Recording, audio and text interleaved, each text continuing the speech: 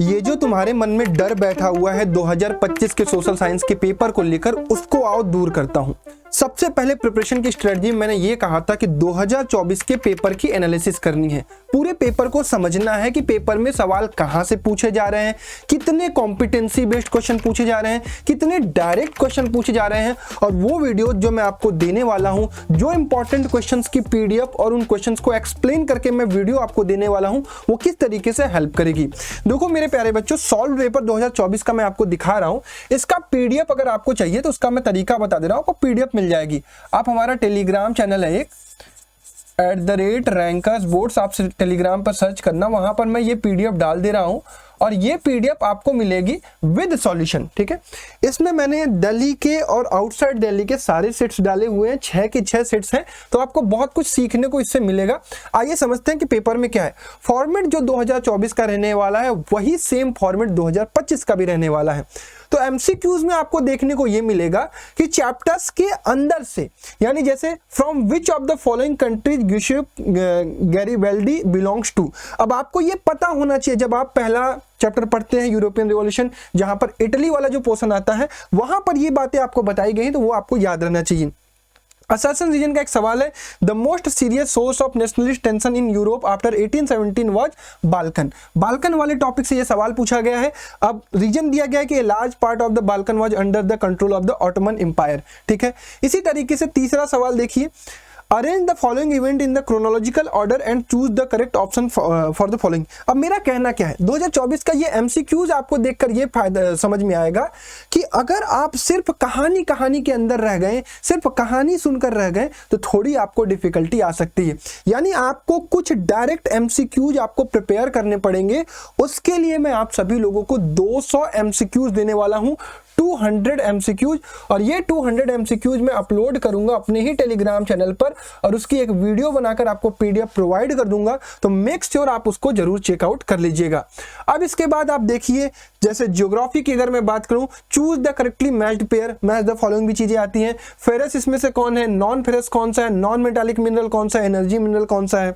उसके बाद देखिए क्रोनोलॉजिकल ऑर्डर, क्रॉपिंग सेशन, यानी टर्म्स के अंदर जो चीजें हैं उस पर सवाल पूछे गए हैं। मैच द फॉलोइंग में देखिए, यूनियन लिस्ट में कौन कौन से सब्जेक्ट, स्टेट लिस्ट में कौन कौन से, कॉन्करेंट लिस्ट में कौन से, और रेसिडुअरी सब्जेक्ट में कौन आपके ज्यूरिडिकेशन स्फीयर में आता है, ये आपको बताया गया है।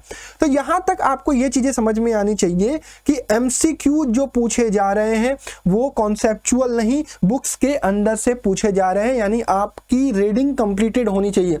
अब इतना टाइम नहीं है रीडिंग कंप्लीट करने के लिए, तो 200 एमसीक्यूज दूंगा, उसको आप चेकआउट किए रहोगे तो बहुत सारी चीजें उसी में से घूम फिर कर आपसे पूछी जाएंगी। चलिए अब थोड़ा सा बढ़ते हैं 2 मार्क्स वाले क्वेश्चन पर। तो 2 मार्क्स वाले क्वेश्चन में आप देखिए फिगर बेस्ड क्वेश्चन भी आपसे पूछे जा रहे हैं, ये भी आप ध्यान रखिएगा। 2 मार्क्स क्वेश्चन की अगर मैं बात करूं तो पहला ही क्वेश्चन आपको दिखता है थोड़ा सा कॉम्पिटेंसी बेस्ड। इस टाइप के क्वेश्चन जो डायरेक्ट नहीं पूछे जाते हैं, चीजों को एक स्टेटमेंट देकर एक्सप्लेन करने के लिए पूछा जाता है, वो आपके कॉम्पिटेंसी बेस्ड होते हैं। जैसे the silk route was a good example of vibrant pre modern trade and cultural link between the distant parts of the world. ये आपका the making of global world वाले चैप्टर से सवाल पूछा गया है और यहाँ पर 2 मार्क्स का ये क्वेश्चन है और इसका सॉल्यूशन ये कंप्लीट यहाँ पर दिया है। सॉल्यूशन वगैरह आपको पढ़ना है, बस मैं आपको समझा रहा हूँ कि सवाल किस तरीके से कॉम्पिटेंसी बेस्ड वाले पूछे जा रहे हैं। अब इसके बाद अगर मैं नेक्स्ट 2 मार्क्स का क्वेश्चन अगर देखूं, suggest any 2 measures for the conservation of forest. ये आपका है डायरेक्ट क्वेश्चन। अब इसको आपको कंजर्वेशन ऑफ फॉरेस्ट करने के किस तरीके से 2 मेजर आपको बताने, ये आप बता दोगे। Suggest any 2 major for the conservation of wildlife, या तो फॉरेस्ट एंड वाइल्ड लाइफ में अगर आपने चैप्टर पढ़ा होगा या तो ये आप डायरेक्टली कर लोगे। यानी ये हो गया आपके लिए एक ईजी सवाल। आगे बढ़िए, why is power sharing desirable. बहुत सिंपल सवाल है, पावर शेयरिंग पहला चैप्टर से ये सवाल दिया गया, सीधा सिंपल आंसर है। तो ये दोनों सवाल आपको direct. Differentiate between public sector and private sector. तो सोशल साइंस की खास बात यह है दोस्तों कि आपको क्वेश्चंस के टॉपिक से ही मैक्सिमम सवाल देखने को मिलेंगे जो इंपॉर्टेंट टॉपिक्स हैं। उसके बाद देखिए 3 मार्क्स में क्वेश्चन कैसे पूछे जा रहे हैं। Describe any 3 causes that led to the non cooperation movement. आप सभी लोगों को पता है कि नॉन कोऑपरेशन मूवमेंट कितना इंपॉर्टेंट है हिस्ट्री के 2nd चैप्टर के पॉइंट ऑफ व्यू से, या फिर सिविल डिसोबीडियंस मूवमेंट के 3 कॉजेज आपको बताने हैं। अब ये 3 मार्क्स में भी पूछा जाता है, 5 मार्क्स में भी पूछा जा सकता है, कुछ भी पूछा जा सकता है और ये इसका कंप्लीट आंसर है। और क्वेश्चन देखते हैं जो 3 मार्क्स में पूछे गए हैं। अभी देखिए थोड़ी कॉम्पिटेंसी बेस्ड क्वेश्चन इसे कहते हैं। Manufacturing industries are considered the backbone of the economic development. अब अब मैन्युफैक्चरिंग इंडस्ट्री वाला जो चैप्टर है आपका ज्योग्राफी का 6वां चैप्टर, जस्टिफाई द स्टेटमेंट। अब इसका आपको आंसर लिखना है, यानी आपको पढ़ा हुआ चैप्टर है तो आप इसका जस्टिफिकेशन आराम से कर सकते हैं।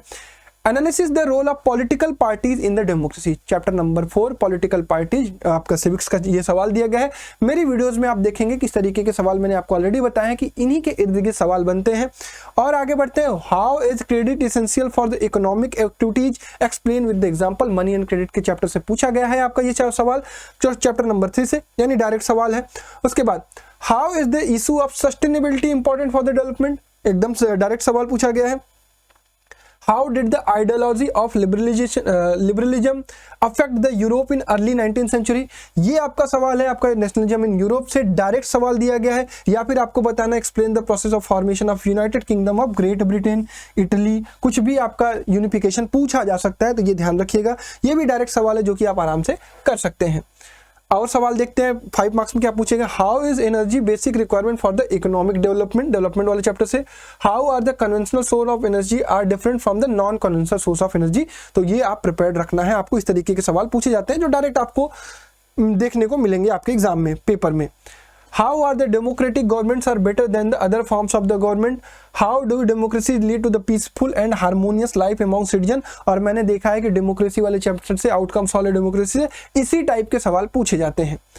नेक्स्ट क्वेश्चन आप देखेंगे 5 मार्क्स में, globalisation is the process of rapid integration of the interconnection between the countries, explain the statement with example. या फिर improvement in technology has stimulated the globalisation process, explain the statement with example. Same type का सवाल है globalisation वाले chapter से, जिसको आप बहुत इजीली से कर सकते हैं। अब थोड़ा सा समझते हैं कि भैया केस बेस्ड के सवाल किस तरीके से पूछे जा रहे हैं। केस बेस्ड के सवाल मैं आपको दिखा देता हूं। केस बेस्ड के भी सवाल को लेकर आपको बहुत वरीड नहीं होना है। जैसे यहाँ पर एक केस बेस्ड का जो सवाल दिया गया, देख लेते हैं किस वाले टॉपिक से दिया गया है। प्रिंटेड वर्ल्ड से, यानी प्रिंट कल्चर वाले चैप्टर से पूछा गया है। अब सवाल कैसा है, how does the passage reflect the immersive nature of the reading of the Mercier, एक टॉपिक है तो ये आपको इसी में मिल जाएगा। Why did Mercier describe himself as a virtual writer, इसी में मिलेगा आपको। How did reading influence Mercier's intellectual capacity and his engagement with the new concepts, explain in any 2 points. ये आपने पढ़ा होगा तो आपने इसको लिख लेंगे आराम से, ठीक है। आगे बढ़ते हैं, और केस बेस्ड कैसे पूछे गए। फ्लड्स, एक आपको यहाँ पे फोटो दिया गया है। अब basic safety precaution to be taken, listen to the radio, अब इसके बारे में पूछा गया है। ये आपको एक सिचुएशन दी गई है, सिचुएशन पर बेस्ड क्वेश्चन किस तरीके से पूछे गए हैं, आइए उनको देखते हैं। Mention any 2 essential item that should be included in a family emergency kit. ये आपका देखिए, ये है आपका केस बेस्ड क्वेश्चन जो आपको सिंपली सोच के लिखना है। Why are the items of the family emergency kits important during the flood situations, कि किस तरीके से, ये भी आपको सोच के लिखना है। ये भी आप आसानी से कर सकते हैं। और क्या सवाल पूछा गया इसमें, in case of a flood what are the recommended actions ensure the safety of your family and belongings. तो ये एक ऐसा सवाल है जो कि आप कॉन्सेप्चुअली भी सोच के आराम से लिख सकते हैं। फिर एक और लोकल गवर्नमेंट यानी पॉलिटी से आपका एक केस बेस्ड दिया गया है। तो जो केस बेस्ड देखने को मिलता है वो बहुत आसान देखने को मिलता है, केस बेस्ड क्वेश्चन में आपको बहुत डिफिकल्टी नहीं होगी। फिर उसके बाद आपको आखिरी सेक्शन मिलेगा, सेक्शन F, जिसमें आपको मैप वाले क्वेश्चन होंगे। मैप में आप सभी लोगों को पता है कि 2 क्वेश्चन आपके हिस्ट्री से आएंगे और 3 क्वेश्चन आपके ज्योग्राफी से आएंगे। जिसमें से आपका एक देखिए सवाल कैसा पूछा गया, महात्मा गांधी ने कहां पर शॉर्ट लॉ ब्रोक किया था और इंडियन नेशनल कांग्रेस का सेशन कहां पे हुआ था 1927 में। ये आपको याद रहता है तो आप उसको मैप पे मार्क कर लेते हैं। ज्योग्राफी में कैसे सवाल पूछा जाता है, 4 दिए जाएंगे, 4 में से कोई 3 करना है। हीराकुंड का डैम आप लोकेट कर दीजिए, मुंबई का सॉफ्टवेयर टेक्नोलॉजी पार्क लोकेट कर दीजिए, राजा सांची इंटरनेशनल एयरपोर्ट लोकेट कर दीजिए और नरौना न्यूक्लियर प्लांट लोकेट कर दीजिए। यानी सभी ज्योग्राफी के टॉपिक्स आपको क्लियर रहेंगे तो आप इसको लोकेट कर लेंगे। ये है आपका क्वेश्चन और ये इस तरीके से लोकेटेड आंसर है, ठीक है। तो आपको मैं ये बस बताना चाहता हूं कि 2024-2023 के जो सोशल साइंस के प्रीवियस ईयर के पेपर्स थे उसमें चीजें टू द पॉइंट, जो इंपॉर्टेंट आपको भैया दीदी टीचर सब कुछ बताते हैं वहीं से पूछी जाती है। तो आपको बहुत लोड नहीं लेना है, बस जो जो इंपॉर्टेंट चीजें टीचर्स आपको बता रहे हैं, जो मैं आपको बता रहा हूं, जो इंपॉर्टेंट एमसीक्यूज दे रहा हूं, कहीं से भी दे रहा हूं, आपका काम है एज ए रिवीजन पर्पज उसको यूज करना और वो आपको देखने को मिलेगा कि काफी हेल्प करेगा, ठीक है। तो डेट्स ऑल। 2024 के एनालिसिस आप प्रॉपर अपने से भी कर लीजिएगा। उसके बाद आज जो काम आपको करना है वो है पॉलिटी का रिवीजन। उसके लिए जो भी नोट्स वगैरह चाहिए, शॉर्ट नोट्स वगैरह या फिर रिवीजन नोट्स वगैरह, वो सारी चीजें मैं टेलीग्राम में डालता रहूंगा, तो वहां से आप देखते रहिएगा, ठीक है। थैंक यू सो मच, जय हिंद।